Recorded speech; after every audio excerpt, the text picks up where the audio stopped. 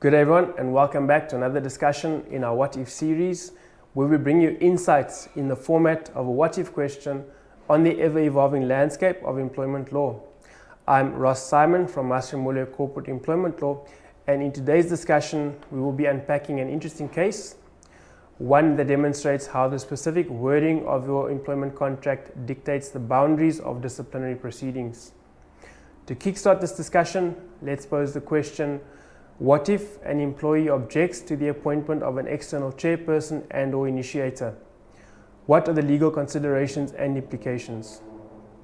The answer is found in the recent Labour Court judgment of the National Union of Metal Workers of South Africa and Denel.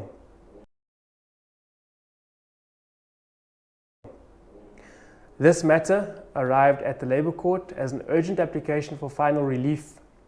The employees, represented by NUMSA, sought to interdict their disciplinary hearing from proceeding. Their primary argument was that the appointment of an external chairperson and an external initiator constituted a breach of their employment contracts.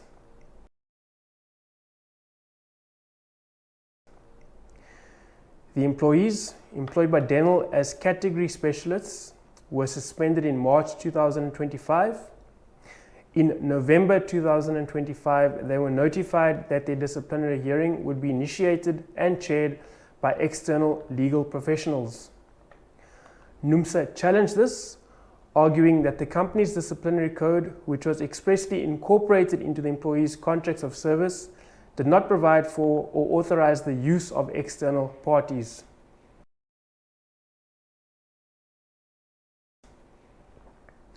To understand the limits of these disciplinary codes, the court looked to the landmark case of Denel v. Foster.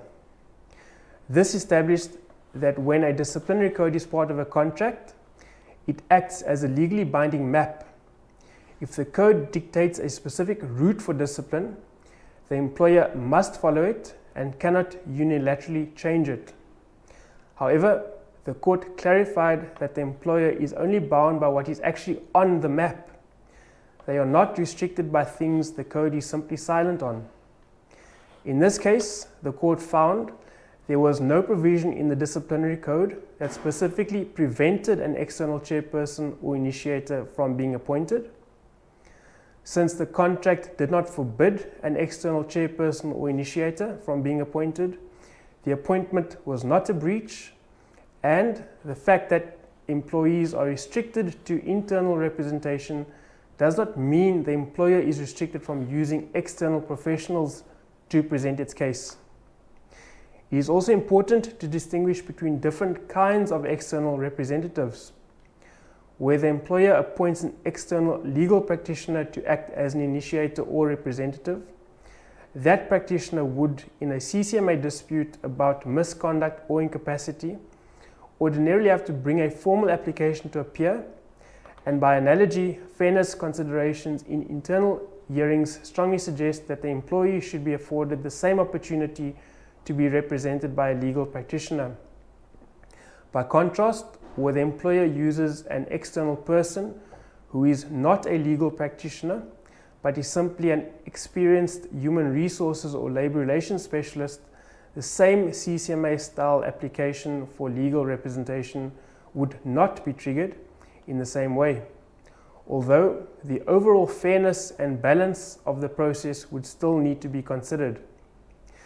Before we turn to the key takeaways, remember that this judgment deals with an internal disciplinary process and a contractual challenge, and our comments on legal representation draw on CCMA rules and case law by way of guidance rather than as a rigid template.